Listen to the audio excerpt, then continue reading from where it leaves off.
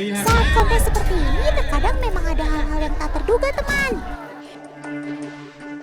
Siap-siap ya, Sob. Pegangan yang kencang. Waduh, Sob. Serem banget itu alat-alatnya. Banyak banget pula. Loh, kok Bunda oleng sih? Awas, jatuh. Nah, beneran jatuh ke sungai kan?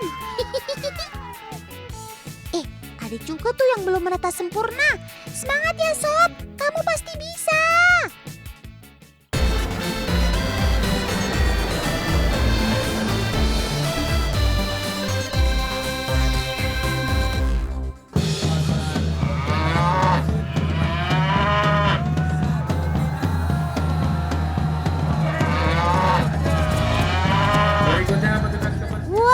Waduh, banyak banget sapinya. Ini kalian lagi temu kangen atau gimana sih? Otan ikutan nimbrung dong.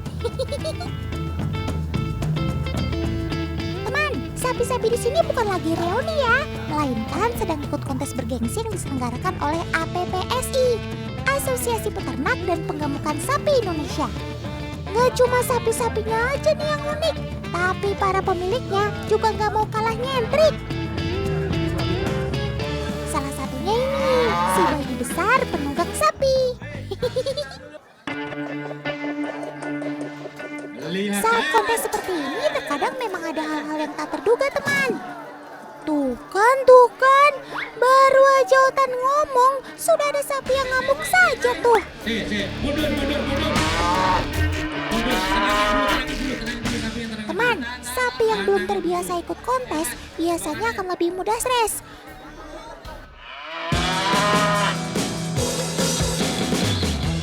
Nah, kalau yang ini adalah kategori sapi kelas ekstrim. Lihat saja tuh, rata-rata bobotnya pasti di atas 1 ton up. Wede, mantap jiwa. Sebentar. Itu kan Rosi, pemegang juara bertahan 2 kali berturut-turut. Kalau Rosi ada di sini, itu tandanya, yaps, ia akan mengikuti kontes lagi, teman. Wih, pasti seru banget ya. Sebelum masuk penimbangan, Rosi perlu di-touch up supaya kinclong. Penimbangan sepertinya sudah mau dimulai tuh. Ayo sobat-sobat Otan semua, semangat! Di kontes ini yang menjadi dasar penilaian pertama adalah sapinya harus sehat. Kedua adalah bobotnya. Makanya semua sapi di sini harus ditimbang untuk melihat berat badannya. Rosi mulai memasuki timbangan tuh. Kira-kira bobotnya berapa ya? For your info nih, peserta-peserta sebelumnya belum ada yang berhasil mencapai bobot 1,3 ton. Tapi apakah Rosi bisa memecahkan rekor? Kita langsung buktikan.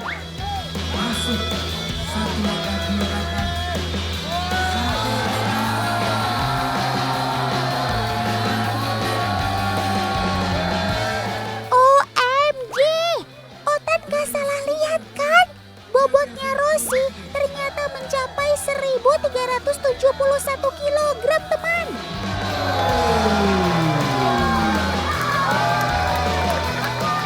Lagi-lagi Rosi berhasil mempertahankan gelar juara sebagai sapi terberat se-Indonesia.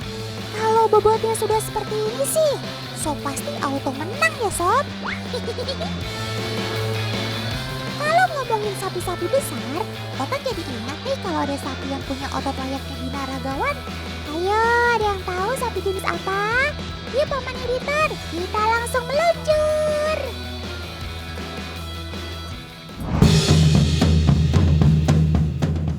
Loh, Sobat Otan pada mau kemana ini? Wih, lako.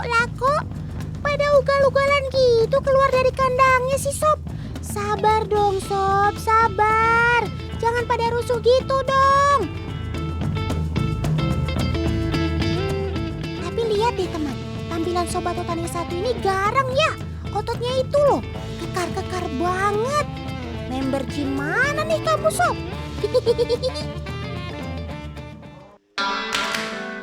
Lompatan-lompatan yang dilakukan sapi ini biasanya bertujuan untuk peregangan otot, juga untuk melancarkan pernapasan. Selain itu juga mereka jadi sehat jika berada di area terbuka seperti ini, karena sistem kekebalan tubuh sapi dapat meningkat jika terkena cahaya matahari.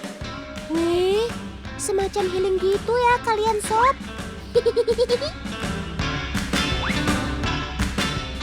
Setelah cukup berolahraga, saatnya memasukkan sapi ke kandang terbuka. Ayo Sob, antri satu persatu ya, jangan main serobot. Oh iya, Otan sampai lupa nih kenalin sobat Otan yang satu ini. Berasal dari daratan Eropa, namanya Belgian Blue atau biasa disebut sapi bebe. Sob, ngomong-ngomong kamu namanya Belgian Blue. Otan sih percaya kalau kampung asli kamu di Belgia sana. Tapi kok ada blue-bluenya? Emang apanya yang biru?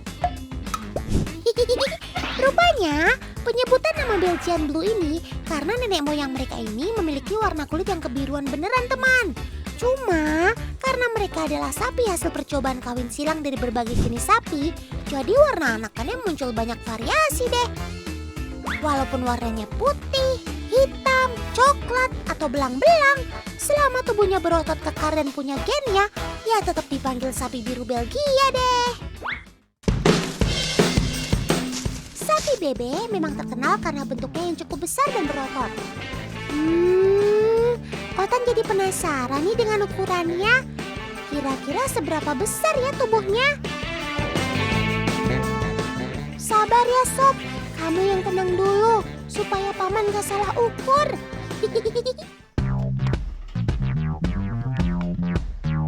Wah, panjang tubuh Arimbi sekitar 154 cm dan tinggi badannya 153 cm. Sedangkan lingkar badannya 226 cm. Udah kebayang dong besarnya segimana. Oke. Wow, Sob, berat juga ya kamu. Tuh lihat teman, berat sobat Otan satu ini 717 kilogram loh. Wah, ini sih setara dengan mobil pick up teman. Otan semakin penasaran nih teman. Kira-kira berat sapi Belgian Blue satu ini setara dengan berapa orang ya? Nah, sudah ada paman dan kakak-kakak yang mau bantu Otan nih. Yuk, kita mulai berhitung ya. Wah, satu ekor sapi Belgian Blue ini ternyata sebanding dengan 11 orang dewasa loh teman.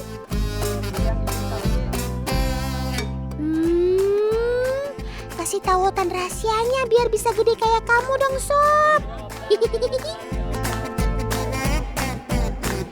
Oh ya teman, salah satu yang membedakan Belgian Blue dengan sapi lain yaitu otot gandanya alias double muscle. Bagian otot ini 2 kali lipat dibandingkan sapi jenis lain loh. Makanya pertumbuhan sobat Otan ini lebih cepat. Bahkan di usia 1 tahun, sapi bebe sudah bisa masuk sebagai hewan potong. Karena syarat bobot sapi potong itu sekitar 400 kg. Nah, Belgian Blue sudah bisa memenuhi syarat itu. Sedangkan sapi jenis lainnya mencapai usia 2-3 tahun untuk bisa masuk ke dalam bobot ideal sapi potong.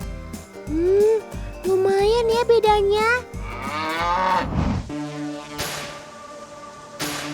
Lihat deh, dokter dan semua para medis sedang berusaha mengeluarkan anakan bebeknya tuh.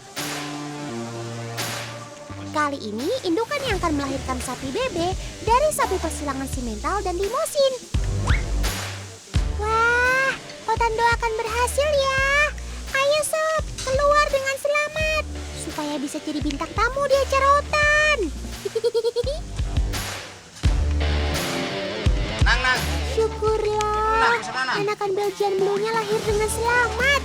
Asik, Otan punya teman baru. Nah, supaya lebih jelas nih, sekarang kita tengok yuk bentuk sapi bebe mulai dari usia 2 bulan sampai dewasa. Wah Sob, ternyata badan kamu dari kecil memang beda ya dari yang lain. Sudah terlihat lekukan ototnya meskipun belum tajam. Semakin usia, Belgian Blue mulai membesar ototnya.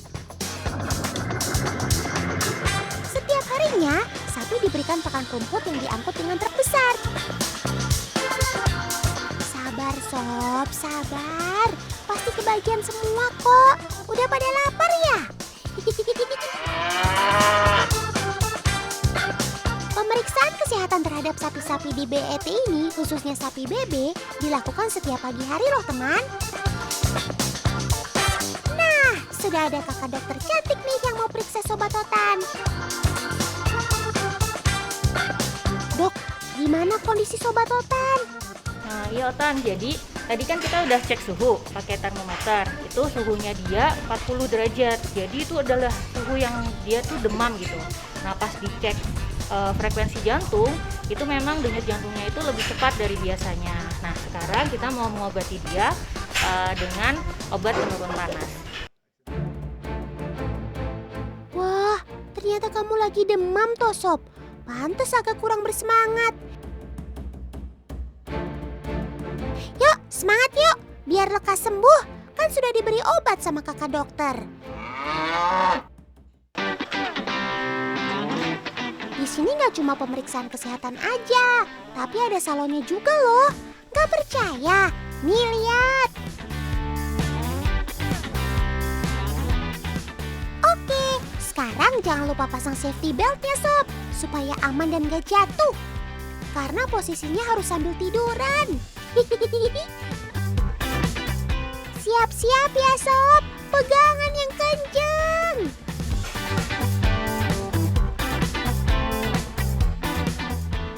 Tenang Sob, Otan hanya bercanda kok. Ini cuma mau potong kuku. Biasanya perawatan mini baby dilakukan sekitar 4-6 bulan sekali. Tujuannya selain untuk kesehatan, juga untuk menyeimbangkan langkah kaki agar tidak panjang sebelah. Wah, udah gagah. Kukunya rapi juga. Semakin kece badai kamu Sob. Nggak cuma itu, masih ada lagi nih, yaitu perawatan bulu ekor. Walaupun terlihat sederhana, tapi banyak manfaatnya. Karena ekor berfungsi mengibas lalat dan juga menggaruk badan. Jadi kalau terlalu panjang akan mengenai kotoran di bawah dan akan membawa penyakit.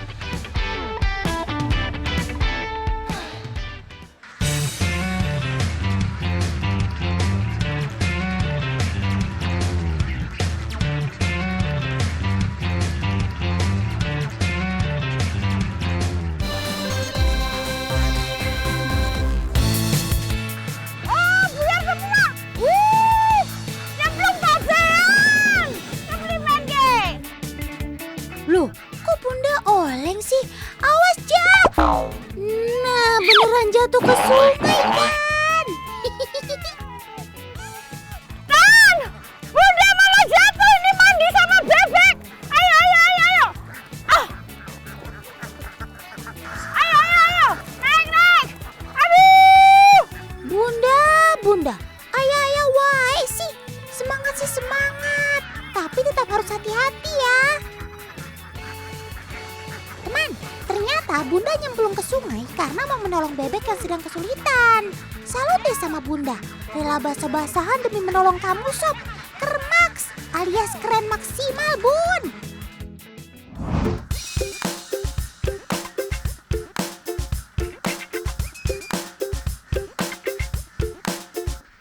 Teman, sekarang Bunda lagi dolan ke desa Karanganyar Cirebon. Di sini memang terkenal dengan sentra bebek Rambon. Tuh, bebeknya banyak banget kan? Tan! Bunda mau angon bebek nih! Kandang-kandang seperti ini selalu berpindah-pindah mengikuti sawah-sawah yang sudah selesai panen. Ayo! Tan, kita buka kandangnya! Ayo! Ya ampun, bebek-bebek ini sepertinya udah gak sabaran mau jalan-jalan sama Bunda. Lihat tuh, mereka langsung berhamburan keluar kandang saat pintu dibuka. Yang membuat Otan kagum, mereka langsung mandi di sungai tanpa disuruh. Tuh, bebek aja rajin mandi. Masa kalian enggak sih?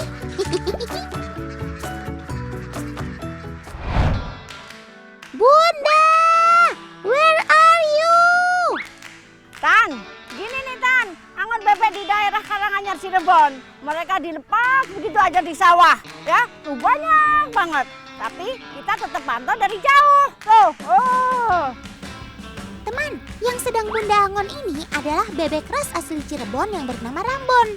Rambon memiliki arti besar dan kuat, sesuai dengan fisiknya yang besar-besar dan kuat. Tan, tuh bebeknya pada seneng banget di sawah tuh. Bebek-bebek itu makan semua hama-hama yang ada di sawah ini. Sehingga saat musim tanam tiba, semua hama-hamanya sudah bersih. Tuh, lihat Tan, tuh. Wah, kalau ini sih namanya simbiosis mutualisme, alias saling menguntungkan satu sama lain. Cakep! Sekarang sedang ada momen yang jarang banget bisa kita lihat, teman. Yaps, apalagi kalau bukan telur-telur bebek yang sudah mulai menetas. Aduh sob, masih imut-imut banget sih kalian. Ada juga tuh yang belum menetas sempurna. Semangat ya sob, kamu pasti bisa. Teman, coba perhatikan deh, ada perilaku unik dari anak-anak bebek yang baru menetas ini. Bebek yang sudah lama menetas akan membantu menghilangkan lendir pada bebek lain yang baru menetas. Mereka saling bantu satu sama lain agar tubuh mereka cepat kering. Tetap kompak sampai besar nanti ya sob. Love you all. BTW, kita coba ikutin perjalanan mereka dari awal sampai bisa menetas yuk.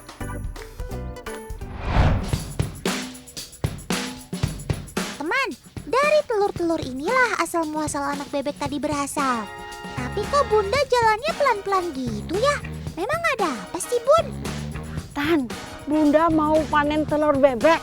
Tapi kita nggak boleh berisik, harus pelan-pelan biar bebeknya nyaman. Masalahnya kalau kita keras-keras cepet-cepet, bebeknya stres, mengurangi produksi telurnya. Yuk Tan, kita ikutin ngambil telur. Oke Bun, kalau gitu Otan ngomongnya pelan-pelan juga deh. Teman, bebek betina yang sudah memasuki usia 6 bulan akan produktif dalam menghasilkan telur. Setiap harinya, bebek betina akan bertelur minimal 1 kali. Tapi terkadang ada juga bebek yang tidak bertelur karena beberapa faktor. Selain stres, perubahan cuaca yang ekstrim juga dapat menghambat siklus bebek untuk bertelur. Rata-rata bebek akan bertelur saat malam hari teman, karena saat itu bebek merasa lebih aman dan nyaman. Aduh, beratan. Yuk. Teman, telur-telur bebek yang sudah kita panen biasanya akan langsung kita sortir di tempat khusus. Nah, disinilah akan terlihat mana telur yang bisa ditetaskan, mana yang tidak. Let's go, Bun! Aduh, Bunda kok ngajak Otan bercanda terus sih? Disuruh ke tempat sortir telur, malah main teropong-teropongan. Tan, Bunda lagi milih telur ini, yang fertil dan yang infertil, yang bisa menetas dan yang nggak bisa menetas. Nih kayak gini loh Tan, nih. Di sini untuk mensortir telur bebek menggunakan teknik candling. Candling merupakan kegiatan meneropong telur untuk memeriksa embrio menggunakan bantuan cahaya. Jika telur terlihat gelap, maka diperkirakan ada embrio di dalamnya. Sebaliknya, jika telur terlihat terang, maka tidak bisa ditetaskan. Nah, telur-telur yang fertil inilah yang nantinya akan menetaskan sobat-sobat yang menggemaskan ini. Lucunya! Tan, Bunda sekarang mau bikin telur asin. Telur ini hasil seleksi tadi yang infertil, yang nggak jadi bebek. Sekarang kita bikin telur asin. Reds, jangan dikira di sini ada mesin khusus pembuat telur asin ya teman. Di desa ini, semua pembuatan telur asin masih bersifat tradisional. Dengan begitu, rasa yang khas tetap terjaga. Sebelum prosesnya dimulai, siapkan terlebih dahulu adonannya, seperti tanah liat, garam, serta bubuk gosok. Campurkan tanah dengan garam secukupnya, kemudian aduk manual hingga garam tercampur rata. Setelah itu, tambahkan juga bubuk gosok. Lanjut aduk lagi sampai tangan Bunda pegel. Setelah tercampur tercampur rata, adonan ini harus dibiarkan terlebih dahulu selama 3 hari 3 malam, teman. Nah, kalau yang ini adalah adonan yang sudah jadi. Masukkan telur satu persatu ke dalam adonan ya. Oh iya, ada fakta unik mengenai garam dalam telur asin nih. Selain menciptakan rasa asin, ternyata garam juga dapat mengawetkan telur. Dalam prosesnya, garam akan masuk ke dalam pori-pori kulit telur menuju bagian putih hingga kuningnya. Nah, Tan, setelah ini kita simpan selama 10 hari. Sudah itu kita cuci, kita rebus, baru deh kita makan.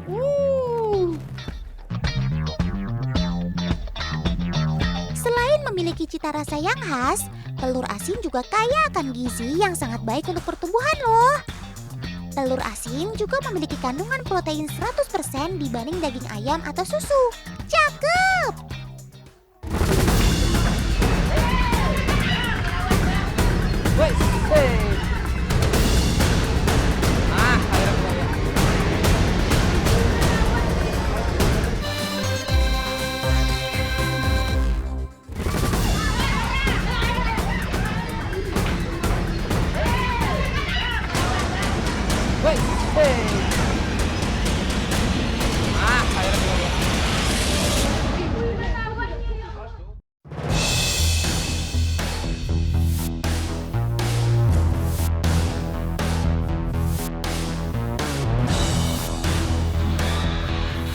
Nathan, jadi sekarang Bang Amar mau nge-rescue karena ada panggilan dari warga.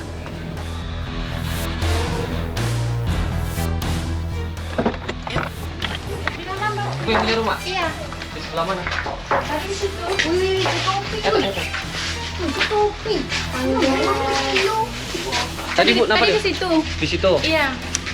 Izin Bu ya, pakai foto Ya, nggak apa-apa Bu boleh ya? nggak apa-apa, masuk aja.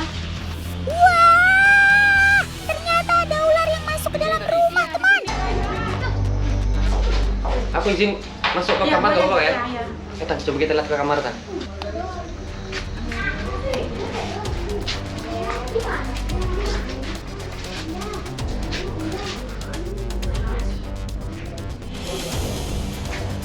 Kosong.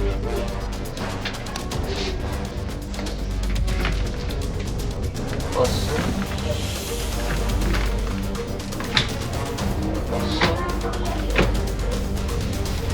Ini di atas bolong dan cuma nggak mungkin kalau ularnya bisa naik di dinding kayak gini, nggak bisa, kecuali di tumbuhan kan. Ular memang bisa dengan cepat bergerak untuk mencari tempat yang aman, teman. Biasanya mereka suka bersembunyi di tempat yang lembab, gelap, dan tertutup. Itulah kenapa kita harus rajin membersihkan rumah, terutama barang yang menumpuk, agar tidak menjadi sarang ular. Kakak nampak ular apa kak? Kayak ular rupau gitu. Ular rupau. Wah, ular upau. Itu kan sebutan untuk ular king cobra dalam bahasa Melayu. Tidak. King cobra adalah ular yang sangat berbahaya, teman. Karena ia adalah ular berbisa terbesar di dunia. Saking berbahayanya, bisa king cobra cukup untuk membunuh 1 ekor gajah atau 20 orang manusia. Serem ya. Ular ya Tan. Dia melingkar di sini Tan. Kok di sini pada ekor?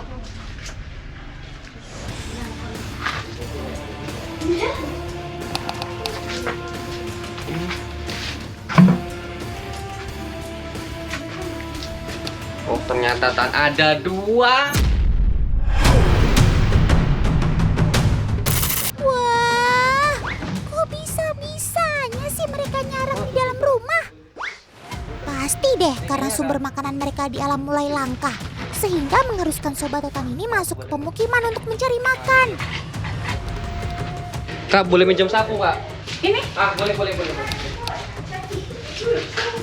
ya. Oh ini nggak bisa dilepas ya?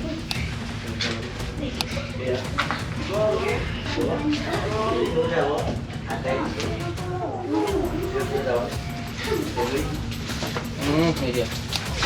Ini Tan. Ah!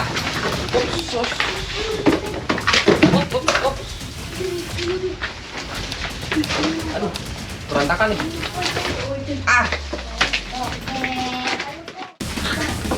Oke, tahan, dapat satu tan. Nah, ini dia.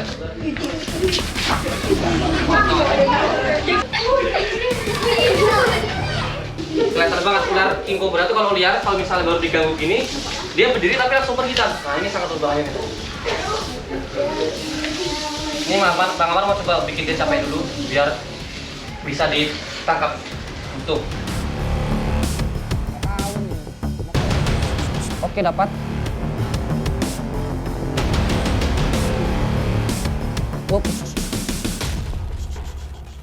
Ini deh. Ini Tan, itu dapat bagian lehernya ya. Warnanya sedikit merah nih Tan. Ciri khas dari ular king cobra di Sumatera, dia yang berwarna merah. Ini salah satunya. Syukurlah, akhirnya satu ekor king cobra berhasil diselamatkan. Bang, bantu Bang masukin ularnya Bang, bisa Bang? Nah, masukin aja Bang, gak apa-apa. Kepalanya aku pegang kok. Ayo.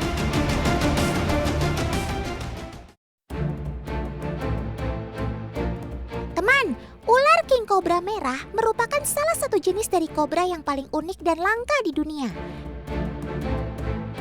Di Indonesia, Sobat Totan ini bisa kita temukan di Pulau Sumatera, salah satunya di Provinsi Riau. Namun populasinya bisa dibilang tidak terlalu banyak, alias langka. Selain karena perburuan liar, Sobat Totan ini juga rentan terhadap penyakit, sehingga rawan akan kematian. Teman, sepertinya Bang Amar sudah melihat keberadaan ular kedua nih. Nah, ini dia. Wow, besar bangetan, asli. Besar banget ularnya tuh. Besar banget.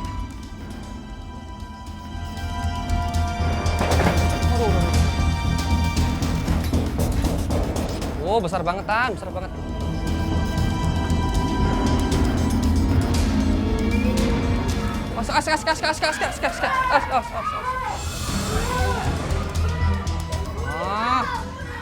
Wow.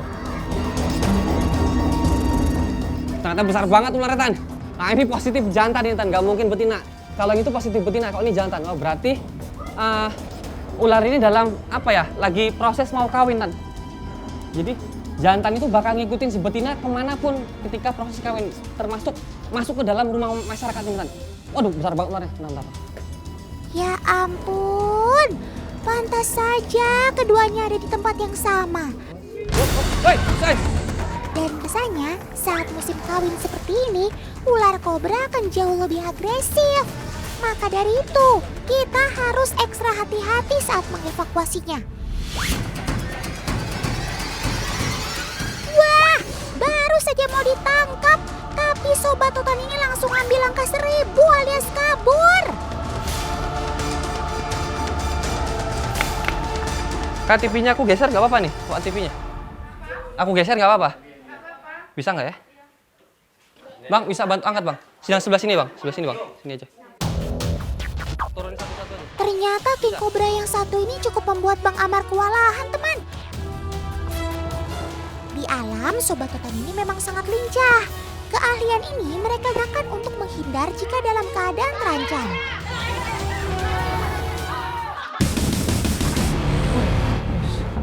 Wow, ternyata karakternya galak banget Tan. Wes!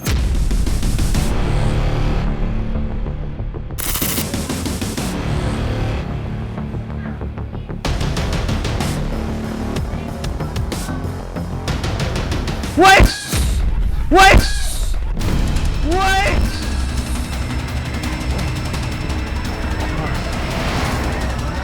Jadi king cobra sebesar ini sebenarnya kalau menggunakan sapu itu sangat sulit karena tenaganya sangat kuatan. Jadi ketika ditekan itu susah kecuali pakai kayu yang cabangnya 2. Ini kan kebetulan sini nggak ada kayu cabang 2.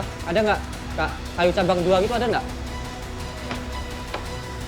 Ya ampun, saking agresif dan besarnya, Bang Amar sampai membutuhkan alat tambahan nih teman. Nah, alat ini nantinya akan membantu mengunci kepala king cobra agar tidak berbalik melawan saat dievakuasi. Ayo Ayo Bang, segera tangkap sebelum dia kabur lagi. Jangan dibunuh Pak, karena ular kalau kita bunuh, kita menghilangkan habitatnya lagi. Jadi jumlahnya semakin berkurang. Betul sekali Bang Amar. Jangan sampai ular itu dibunuh. Karena biar bagaimanapun, ia tetap mempunyai peran penting di alam. Apalagi kan king cobra ini termasuk hewan yang sudah langka.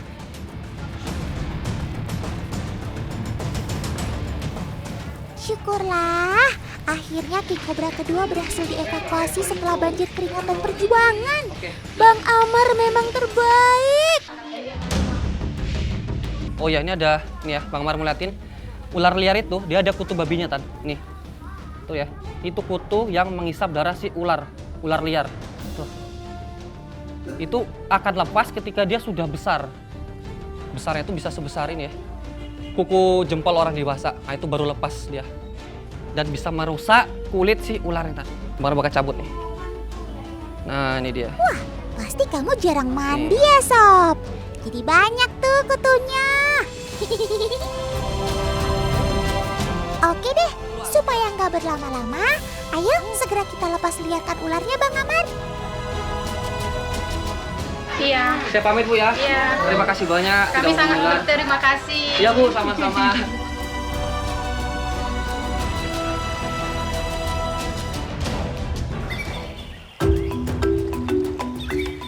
Nah, sepertinya hutan ini sangat cocok buat kalian, Sob. Hutannya masih sangat alami dan pastinya jauh dari pemukiman warga. Dan yang terpenting adalah di sini masih banyak sumber makanan untuk si king cobra.